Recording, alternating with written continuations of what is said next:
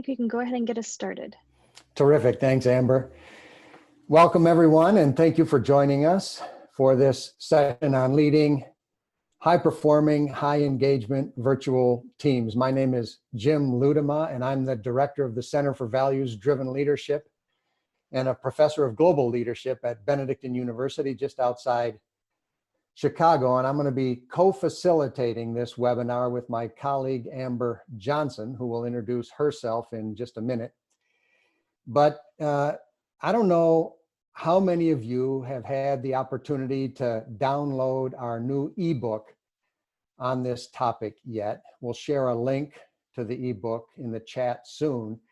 But let me tell you a little story. We started writing this ebook 2 years ago because all of us were doing more and more virtual work, and many leaders were struggling with how to really make their teams gel, how to build great connection among team members, and then how to leverage those connections to drive exceptional performance.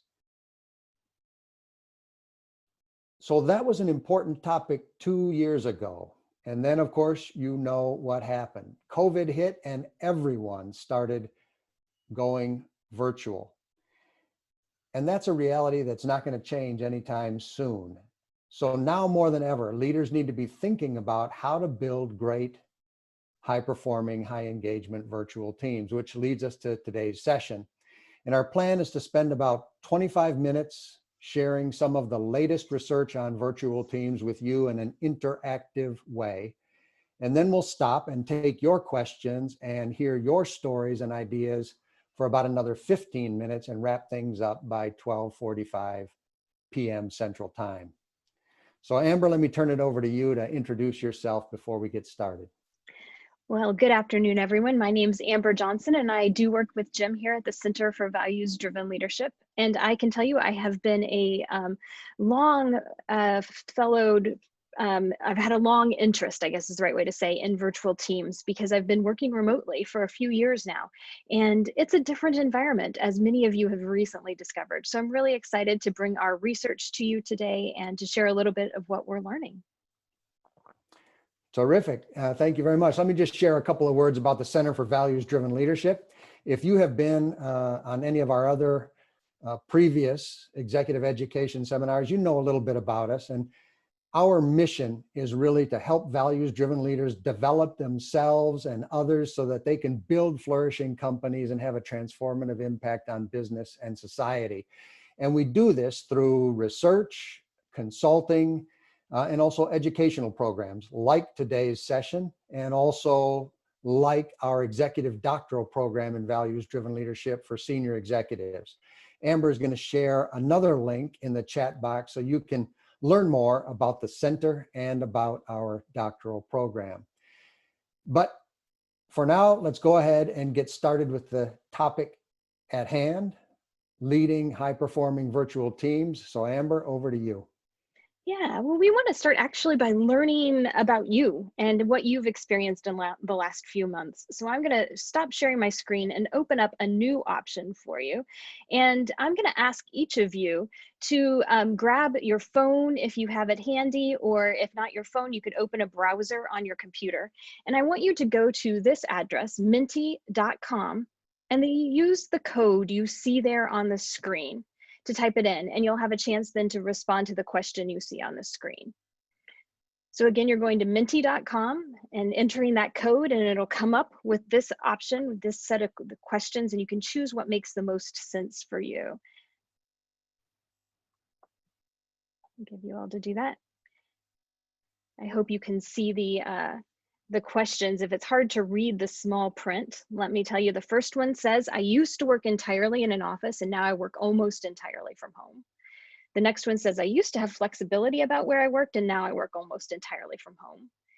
The third one says, I'm on site at my organization. And the final one says, I was working fully online before COVID and now I continue to do so. So we've got responses coming in.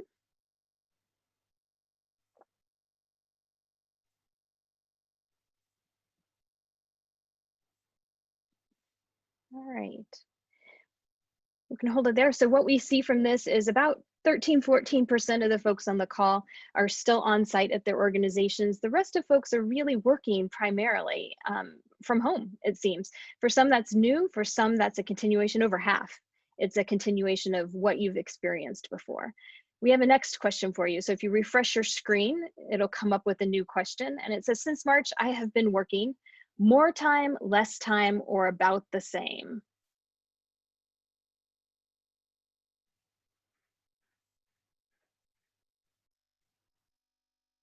All right, responses coming in fast. Very few people working less time, most of us working more time or about the same. So we'll check and compare you to the national average on that in just a minute. And one final question. When it is safe to return to the office, I will be ready to do so, or I still want the flexibility to work from home when possible. Where do you stand on that question?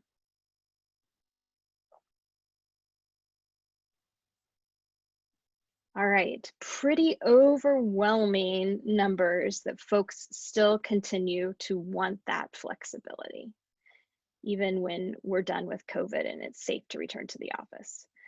Let me switch back to PowerPoint here. All right, so thank you for sharing your insights. I want to show you a little bit about how your numbers line up with others, and so you can compare your own experience to these things. Just to give you a few stats, in 2016, around 43% of Americans worked from home at least part of the time. And since around April, May of 2020, that number is at least closer to 62%. Other people say it's much higher. I think it's Willis Towers Watson who says there's been a 493% increase in work from home in the last 18 months, which is just a remarkable amount of change. Amber, I'm sorry to interrupt, but Yeah. you've got the slides on the two slide Oh, view did it instead of the not single slides. switch? Well, is that better? You got it. Okay, all right. And so, and as you see here then, 75%. And our group here today is even higher. Say we want that flexibility to continue when the pandemic is over. We also find that we're working more. There's been a 13% increase in productivity. And 80% of people report feeling less stressed. So there's a good reason for people to feel like it's like you feel more productive, like you want to work from home. It's really nice to throw in a load of laundry in between meetings. And it's also really nice to feel like you can get more done because you have more focus. And maybe you feel less stressed because you do. We also find that companies actually save money when people work from home, around $11,000 a year per person, and individuals save money too in the cost of not commuting and not going out for lunch. And if you ask me, the cost of yoga pants versus business suits, I don't know about you, but I find it much more affordable to go buy my athletic wear. And then we also find that we are actually working harder. We're spending 13%, or we have 13% more meetings and working between 1 to 3 more hours a day. Now that stat was in April. And so maybe that number has come down. This group says they're working about the same or a little bit more time. So that's going to vary based on who we're interviewing. But I think it's just fascinating to know that actually working from home, we're working more. And whether that or not that's a good thing is really kind of depends on your perspective. We've been asking a lot of senior leaders how they're feeling about this, and I want to share just insights from a couple of different interviews we did. We spoke with Kathy Besant, who's the COO and CTO for Bank of America, and she talked about how hard those first weeks were back in March and in April, and she said all the boundaries drop, and that's something that we often experience when we move into remote work. It's hard to draw those boundaries. There'd be 1 a.m. Saturday morning meetings, she said. And then we talked with Jimmy Etheridge, who is the CEO of Accenture North America. And he talked about how everyone was working all of those hours, but a lot of that productivity was really just adrenaline. And he said, now that adrenaline is wearing off, and we really have to figure out how to care for people in the midst of this environment, people who are tired, people who are worried. How do we actually care for people in the midst of that exhaustion? And finally, I want to mention the CEO of Energy, Mauricio Gutierrez, who said, we sustained operational capability as maybe you did in your own company throughout this. We didn't really lose any ground, but the social isolation is starting to take its toll. And so those are some of the questions, some of the challenges that we find leaders of global firms and small firms alike are really experiencing right now. And so Jim and I did what we often do when we stumble upon a question in business. We turn to research for answers to see what might be available. And so we want to pick up there. Jim? Sounds good. So yeah, as we were, considering the concerns of folks like Kathy and Jimmy, Mauricio, and other executives, and we did turn to the research, we found that there are three key factors that are of vital importance for leaders of virtual teams. The first is trust, and it is foundational to everything else. And interestingly, that trust needs to exist in three areas: relational trust, task trust, and trust in the organization. The second factor is connection, and that also has a couple of different dimensions. First, you need really good, seamless communication and knowledge sharing among team members.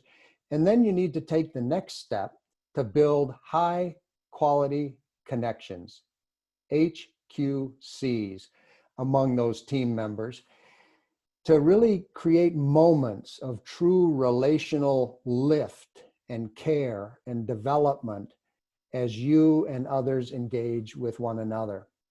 And then the third factor is to focus on performance. All great teams are first and foremost focused on their purpose and their key objectives. And so this means you need to be really clear about your purpose, about your strategies, about your goals. And you need to have high performance standards. And then once you have those in place, you need to help team members develop a learning orientation and a growth mindset. So we're going to cover all three of these topics: trust, connection, and performance, a little bit today. And of course, you can go to the ebook to get much more detail. But let's move into that first one now, the importance of trust in virtual teams. And let me just begin by defining it. And this is a definition we like to use: that trust is the expectation that efforts will be reciprocated and not exploited, and that team processes will work reliably. And after examining about 52 different studies on the relationship between trust and virtual teams, these researchers concluded that trust is actually more important in virtual teams and in co-located teams. And if you think about it, it makes sense, because you need more trust when working remotely, because you can't verify things with your own eyes. And so it makes sense that higher trust will lead to higher engagement, connection, and performance in virtual teams. So, as I mentioned earlier, there are three different kinds of trusts that are needed in virtual teams: relational, task, and organizational trust. And relational trust has been found to be most important when a virtual team is new and that trust has not yet been developed among team members, while task trust develops and builds over time. Now, and researcher Mary Jo Burchard says that relational trust consists of authenticity, safety, and consistency. In other words, you can trust me at a relational level, that I am who I say I am, that you feel psychologically and physically safe around me, and that I demonstrate these characteristics consistently in our interactions. Task trust, on the other hand, is when we know a colleague is dependable and responsible, when they take on the challenges of the team with a sense of ownership themselves for the outcomes, and when they have the technical competence to get it done. When a colleague has those three dimensions, dependability, ownership, and competence, we have task trust with that person. And of course, it is entirely possible to have task trust in a teammate and not relational trust, or vice versa. So for example, I have trust in my accountant, task trust in my accountant to handle my taxes, but I'm probably not going to invite him over to take care of my grandkids. We don't have that kind of relational trust in that relationship. By the same token, I may have a friend at work who is loyal and supportive. We have relational trust, but they aren't the best partner on certain projects because they aren't great at getting the work done. So you can see the difference in how you could have one without the other. Organizational trust is a little bit different. It is separate from one-on-one individual trust dynamic. In general, though, to have organizational trust, you need to be able to see that the organization is operating from a place of reason and logic. It's transparent in how decisions are made, and it has the best interest of stakeholders at heart, and it does all of those things consistently and reliably. Now, you're probably thinking that all of this may be fairly obvious, and it is, but my observation is that many leaders often don't pay attention to these three dimensions and don't often see them as distinct from one another. So one of the best things that you can do for your virtual teams right now is to think through these aspects of trust. Consider yourself as the leader and think about the person on your team with whom you have the most uncertain relationship. Have you been authentically yourself with them? Have you made a safe environment for them in which they feel psychologically safe to share their ideas and their authentic self? And have you been consistent in your behavior toward them?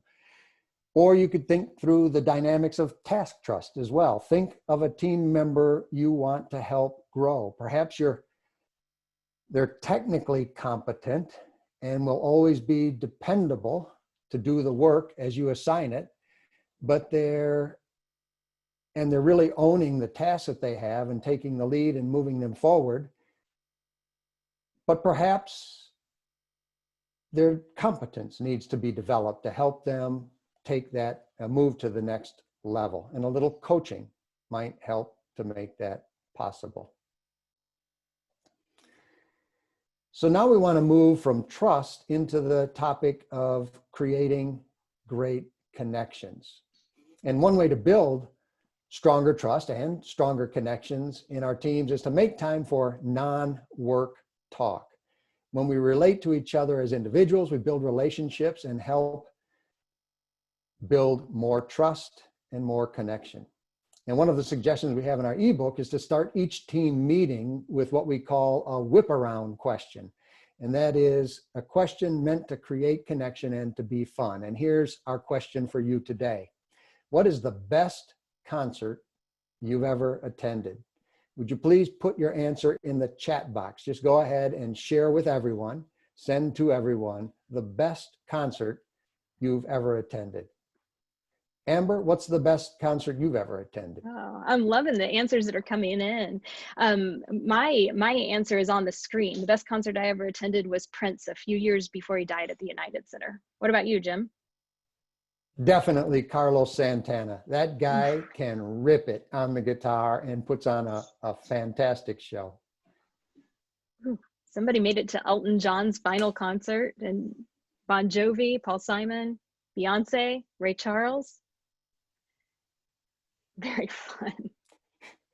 It makes me want to go. Get out and go. I know. It may be a while before we get back to concerts again, though, I'm Indeed. afraid. But you can see how this creates like a moment of connection in meetings, and people get to share things that they like about themselves, or share things about themselves. Well, once you've established that baseline condition of trust in your teams, you can really start working on real connections. And if you had an established team before the pandemic hit, this is probably the area you're really feeling it the most. I know it has been for me, and as I watch others, we can feel disconnected, both in the way communication and knowledge sharing is happening in our organization, and also in terms of our relationships. But to really succeed as a virtual team, you have to figure out how to create that connection and how to invest in that. We talk about communication and knowledge sharing a lot in the book, and I think that that's a really key component of getting virtual teams right. We encourage you to look at it. But today, for this session, because our time is limited, we really want to focus on the idea of connection itself, that emotional, relational connection to one another. And we want to just take a second and share a story we heard earlier this week from a business leader who said, I'm starting to wonder if I have done something wrong. He said for the last several weeks, a colleague who he normally felt pretty close with, that colleague had been kind of quiet and unresponsive, and it left him wondering if their normally close relationship was starting to disintegrate in this virtual environment. And I think the absence that this man was noticing was an absence of what we call high quality connections, or HQCs. HQCs are those really little but important conversations we have with other people that give us a sense of positive energy in the moment. And it's not just you feeling that, but it's the person you're in dialogue with. We feel respected, we feel cared for, we have this mutual sharing of energy, even in these little brief moments. And when those feelings of HQCs begin to lag in relationships and on teams, even if they're happening just for natural reasons, because you're feeling busy, for example, we can really start to feel detached from one another. We lose that sense of connection. I want you to do something. If you have a piece of paper handy, or if you can open a doc on your screen, I want you to write down the names of the 5 people with whom you work most closely. So the 5 people with whom you work most closely. And as you're writing those down, I want you to take a second and really think, when was the last time you had an HQC with them? A conversation, however short, that really felt mutual and engaging and relational, that was not transactional, a conversation that had some lift in it and that made you both feel connected. If you're looking at that list of 5 people and there's any of them for whom it's been more than a week since you've had an HQC, then you know what you need to do when this meeting is over. If you're leading a virtual team, you really have to double down on creating more moments of high quality connection. You've got to make those appear. And so if you haven't already started a daily practice of connecting with team members in a way that is authentic and personal, and often through asking thoughtful questions, then now is the time to really invest in that practice. And it's really important because there's a lot more opportunity in virtual relationships for our messages to get mixed up and to get confused. And here's just one example. Researchers have found that when you're emailing someone with the intent of communicating a positive message, so you're sending an email, you're feeling positive, you want the message is positive, it often actually gets perceived as neutral, even though you meant it to be positive. And then if you're actually sending a neutral message, it's just here's the facts, here's something you need to know, neutral, can actually be perceived as negative. So that means we have to be really intentional about these everyday conversations on virtual teams, especially through email, to communicate our support, our affirmation, our positivity, and our good energy. If you've attended many of our previous sessions, you're going to be familiar with this ratio of 5 to 1. Researchers have found that in both long-term committed relationships like marriages and in high-performing teams, to actually be high-performing, to have a relationship that is thriving, you have to have a positive to negative communication ratio of 5 to 1. That is to say, 5 positive interactions, supportive interactions, for every 1 negative one. If you want your relationship, your team to thrive, 5 more positive than negative. So you've really got to focus on that positive communication and that expressing thanks and connection. So if you know you need to reach out to one of those folks on that list that we had you just make, but you don't know how to do it, let me share an idea. One of the ways you can create more positive interaction is by affirming people and helping draw attention and recognizing their strengths. So take a second and think about some strength you've seen in that person recently. And then the next time you have a conversation, you could say something like, hey, I've been thinking about the contribution you're making on this team. And I can tell the newer team members really feel comfortable turning to you for guidance. And I really appreciate that you're helping them learn and not just giving them the answers. They'll be successful faster because of your help. So that kind of comment both shows appreciation and affirms strengths. You get your 5-to-1 ratio going strong. And that's the kind of work you have to do to create those high quality connections. You might be thinking, that sounds like a lot of work. There's a lot of people on my team, and to have that level of investment in communication could be really time consuming, but it does pay off. Researchers at MIT have found when comparing virtual teams that for each 10% that a team is better at communication, they're also 13% better, outscore other teams by 13% in terms of their overall performance. So you can expect that communication dividend to pay off in terms of performance, and which leads to our next topic pretty naturally. Jim, why don't you take it from here? So there's a lot we could say about performance and how to keep the focus on high performance in your teams.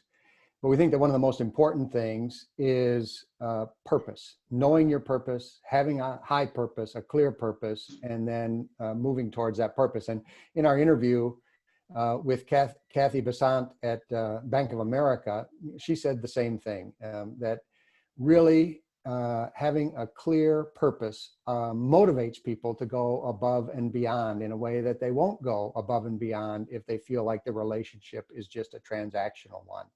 And again, we encourage you to check that out in our ebook and also in a recent article we published with Forbes on that topic. But today I want to focus primarily on learning orientation. But first I want to touch on this slide from John Katzenbach and Doug Smith, who wrote the book The Wisdom of Teams, which is one of my all-time favorites in terms of how to build great high-performing teams. And here's what they say. They say that real teams are much more likely to flourish if leaders aim their sights on performance results that balance the needs of customers, employees, and shareholders. Clarity of purpose and goals have tremendous power in our ever more change-driven world. And their key point in their book is that yeah, we have to pay attention to the process dimensions of our teams and the relational dimensions of our teams. Those are essential. But we also have to keep the focus on performance. Otherwise, we'll never reach that high level of performance in our teams. And in addition to keeping the focus on performance, Katzenbach and Smith say that the really great teams, the highest of the high-performing teams, also have a learning orientation and help each other learn, are active participants in helping one another learn, grow, develop, and thrive individually and together as a whole. This idea came from Peter Senge and Amy Edmondson at Harvard University, Peter at MIT and Amy at Harvard. And a learning orientation is a way of moving forward despite uncertainty, which I'm sure you're experiencing right now. I know we are. And how do you move forward? They say by asking questions, sharing information, seeking help, experimenting with unproven actions, and making quick course corrections, talking about mistakes, and seeking feedback. And you can see that it really requires you to be proactive and dynamic and engaged with the other members of your team around each of these things. And this is really important for introverts like me when working in a virtual environment. You have to pay attention to each day, making sure you take the initiative to do these things, ask questions, share info, seek help, and so on and so forth. And the high-performing teams really use this orientation a lot. want to just give one example, and it's from Amy Edmondson's book, Teaming. Not long ago, a new cardiac surgery process was developed, and Edmondson tracked its implementation in 4 different hospitals. 2 succeeded in implementing the new procedure, and 2 did not. And in the end, it didn't matter what resources, expertise, or track record of innovation they had. The difference was made by how the project was framed by the project leader. And there were 4 important factors related to this notion of a learning orientation.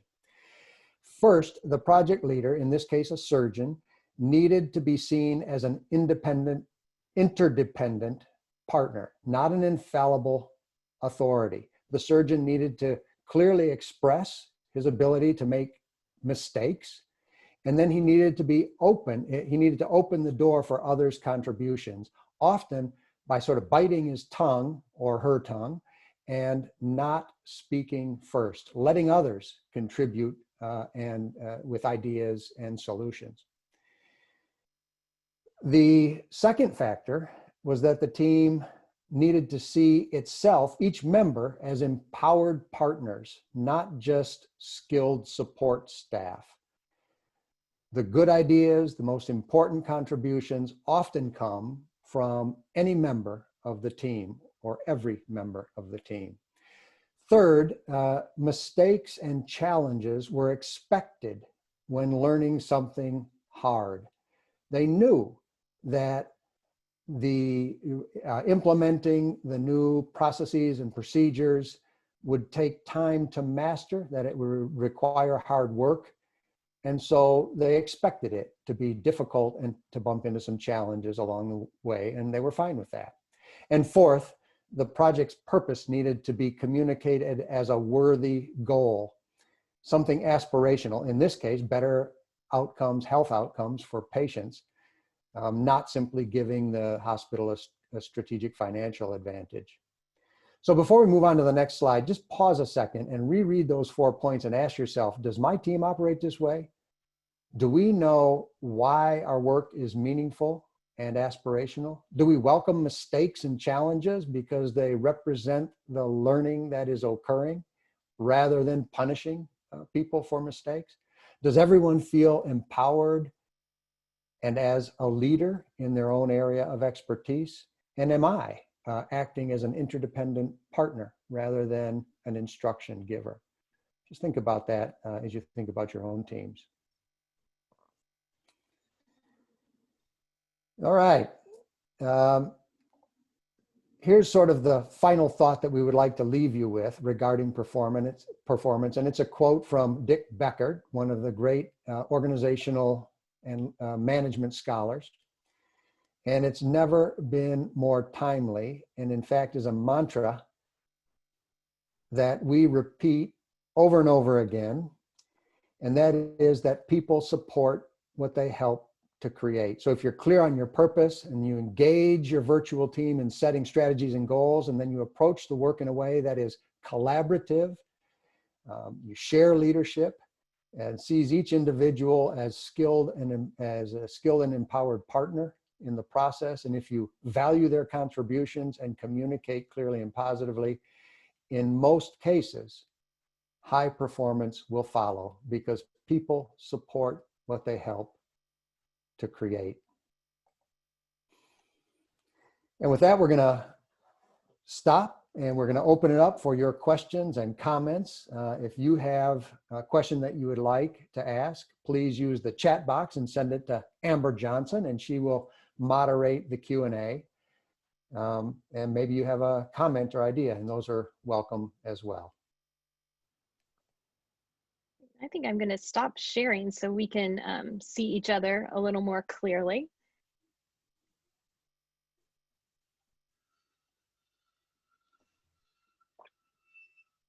And it looks like we've got about 10 minutes for Q&A. Yeah. All right. Holly O'Neill has a question. Best practices for texting. You know, I don't know. I haven't actually seen a lot of research on that yet. What I do know from practice is that it's really useful to know for each of your team members that you really rely on what their preferred means of communication are. because everybody sort of has a natural preference, right? People, it used to be the phone was the way to get a hold of people, and now many people actually ignore phone calls and let them go to voicemail. Some don't even let their phone ring, and they prefer to have email. Other people think the only way to really catch me, don't do email, it's texting. And it's not always predictable based on age or experience or profession. So we certainly recommend just asking people what their preferred means is of communication. Anything else you'd add, Jim? Yeah, a couple of things I would add. Number one is to minimize group texts. They may be needed or appropriate in certain contexts, but I have heard many executives talk about how annoying it is once they're on a group text that, texts keep coming in and keep interrupting other things that they might be doing. I know I feel the same way around group texts. And then, the other one is that it also depends on what you're trying to communicate. So for example, if it's something that is going to require follow-up or that's sort of, part of a process, you'll want to send it an email where they can go back and find it again. As you all know, trying to go back and find a text can be a hunt in futility sometimes. And so, if it's a quick note to say, hey, I'm going to be a little late for a meeting or whatever the case may be, a text makes sense. But if you need to go back to it for future reference, definitely email would be better. Great. All right, and Andy Gordon asks, what are the key techniques for optimizing virtual meetings? Do you want to start or shall I? Go ahead. Yeah, I don't know if any of you have seen that meme that circulates, but it's something, it'll be just like a little sign on Facebook that'll say, well, that was another meeting that should have been an email, right? Has anyone else seen that? And we've all attended those. And so I think the primary means of optimizing virtual meetings is the same way you need to optimize your in-person meetings, which is make them vital times of gathering where everyone wants to be there because everyone has an opportunity to contribute. So they shouldn't be primarily information sharing. They should, unless it's, at a big policy level where you really need to dig into something, but let your meetings primarily be a way to get voices into the room. So send out pre-reading, ask people to do that work in advance and set a norm in your organization that it gets done, set a schedule and start on time. And then have intentional questions built into it. Make sure you're seeking out. We think diversity and inclusion is an important opportunity for growth on virtual teams. And so you've got to then make sure you're creating an inclusive environment and seeking the opinions of everyone on the team. And so those are the first set of things. I think having your camera on, it can be a huge contributor to relational dialogue as well. But you have to be aware too that it's really hard to sit still for hours at a time and that we feel a certain level of performance when we can see ourselves in that little thumbnail right up here on the screen. Our eyes are drawn there and it can be increasingly exhausting. So thinking about doing that sort of or varying whether people have to be on screen the full time or varying the patterns in your meetings can be useful as well. Jim, what else would you add? Yeah, a couple other things I would add. Number one, if you're the leader of the meeting, if you're the facilitator of the meeting, take that role seriously and stick to the agenda. And, if a person is running on or just, likes to hear themselves talk, tell the person in polite terms, okay, it's time to move on, but be very intentional about keeping the time going and keeping on track in the meeting.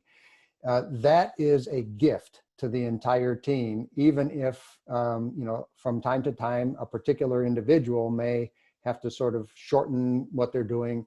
The team as a whole will appreciate that. In addition, and related to that is, you remember that list of things I had around the learning orientation, like asking questions and so on and so forth?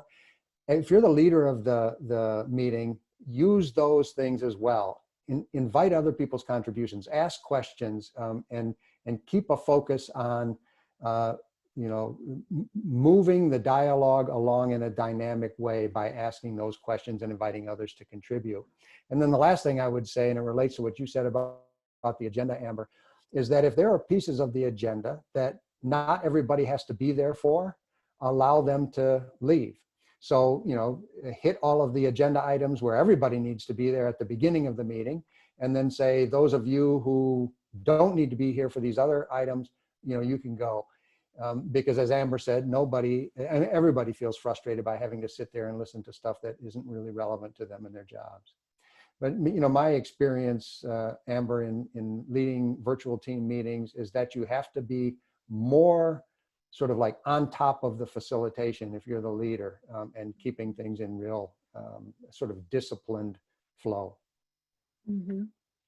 And it's hard. If any of you have led a large group in Zoom, like this meeting, I have to be admitting you and following the chat and presenting or advancing slides for Jim. And that can be really challenging. So dividing up roles is useful as well. Jim and I do that. And a shout out to Hannah Trumpus, who's on the call to help us with some things today as well. I'm just noticing that Holly also chimed in here and saying, there's strong emphasis in doing a go around on each topic in the Zoom environment. That's with groups of 15. And I think that relates to what I was just saying about the learning orientation. That kind of go around allows for that kind of shared leadership, that kind of learning from everybody, giving everybody a voice, and people support what they help to create. Terrific. So let's ask a follow-up question on that. People support what they help to create. Maggie on the call comments that anything over 7 is considered a large group in her OD practice. And she's wondering if that rule holds true online. And I want to take it then a step further and ask, how do you move towards decision-making in this, when you have more people involved in the process in this online work? Jim, how could you help us think about decision-making in a virtual setting? Well, certainly you can do polling, and certainly, as Holly suggested, you can do go-arounds with groups that are larger than 7. I know that we do that frequently in our Zoom meetings, and then be clear about ultimately whose decision it is to make, so that are you just requesting input, or as a group, are we making the decision, and so forth. What would you add? Yeah, I mean, I think those breakout rooms can be really powerful, which Dave Schreiner was typing into the chat just as I was saying it. They're powerful. And giving breakout groups the opportunity to do real work. Here, go plan this piece of it and come back and then weave these ideas together. So use those breakout groups to move conversation along. And then don't be afraid to get ideas on the screen in this session, literally on the screen, having someone typing it out on a shared screen. And then, have a discussion about how to synthesize, and then take it back to a smaller group to maybe put it into a plan to bring back to the group for their contributions. So you can keep moving in and out of large group, small group, and still be true to that people support what they help to create. I think that's important to remember in all work, not just on virtual teams. Kathleen says, she's got 2 new teams and they've never actually met in person, and they're small, but just because of the way things are, it's really hard finding available times. And 1 or 2 people always are slow to show up. I think that's a real challenge. It's not just, attendance and time tracking. It's also, setting group norms. And so I'm going to ask you, Jim, about how to set group norms for meetings in just a minute, but I do want to make sure people know about Doodle. Is everyone familiar with doodle.com? If you've not used it, Doodle is a free service where you can go say, we need a 2-hour time block and here's days and times where it might be, and you send a link out to people, and then everybody puts in their available times. And it can be a quick way, much easier than filling your inbox with lots of back and forth about availability. And so Kathleen, if you've not tried that, that could be an option. She's already using it, so that's not going to actually help. But one way too is just helping people feel like that meeting is going to be important for them to attend. And you'll be surprised how people can sometimes make times. Jim, what about other settings of group norms in virtual teams? Yeah, absolutely. The other thing I would say about schedules is that if you think about even our face-to-face meetings, we have the same problems. I mean, people have other conflicts and can't come to the meeting, or don't show up on time, or whatever the case may be. And I think having clear standards and norms around that is important. But I think you also just go ahead with the meetings if everybody can't make it, just the way you would in face-to-face environment, because you got to keep the work going. And you can drive yourself nuts trying to make sure everybody is at every meeting, for the full time. But in terms of establishing norms, I think those of you who know us know that we do a lot of work with appreciative inquiry, which is a kind of a positive approach to organizational change. And I think that that's a great way to establish norms in teams.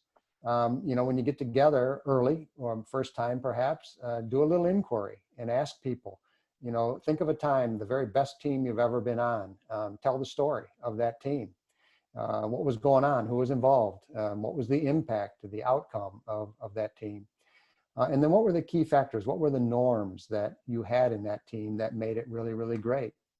And then people share those stories and look for common themes, common norms that we might want to hold on our own team. And then ask the question, as we look to the future of our own team, what are the norms? Which of these norms that came out of your peak experience stories are norms that we want to preserve, that we want to keep going forward? And how do we want to use them with one another?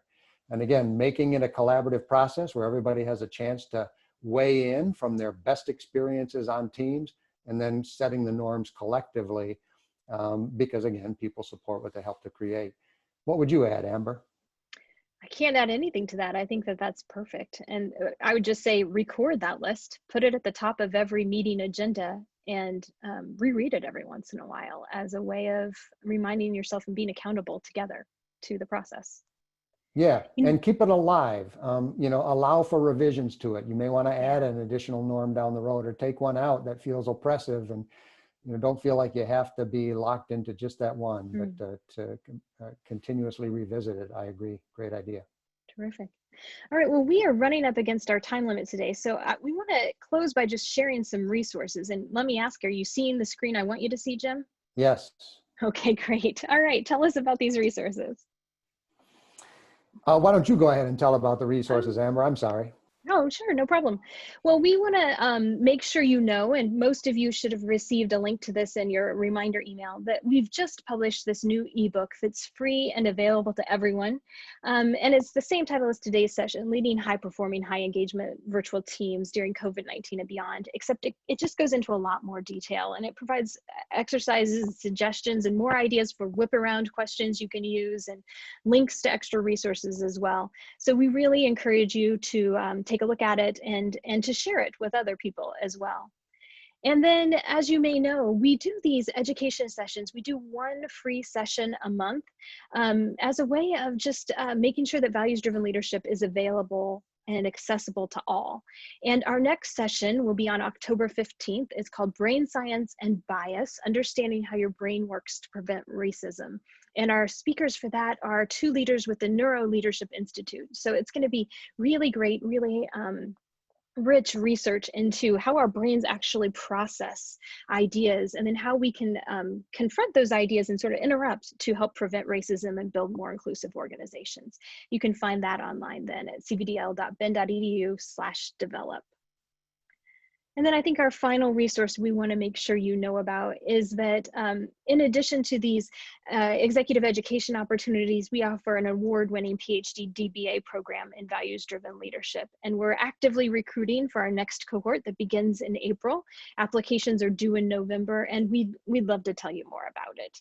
So if you have thought about earning your PhD and just never quite had the courage to jump in, we hope that you consider us. You can find more information at that link on the screen, and we actually have an online information session along with an opportunity to visit class tomorrow starting at 5 p.m. So you can just chat me real quick in the inbox and let me know you want the link to that, and I'll make sure we get it to you. Jim, why don't you send us out with some parting words?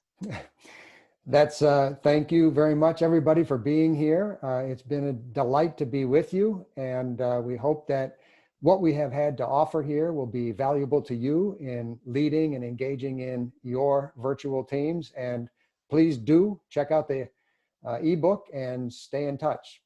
Thanks very much, and have a great rest of your day. So long. Thanks, everyone.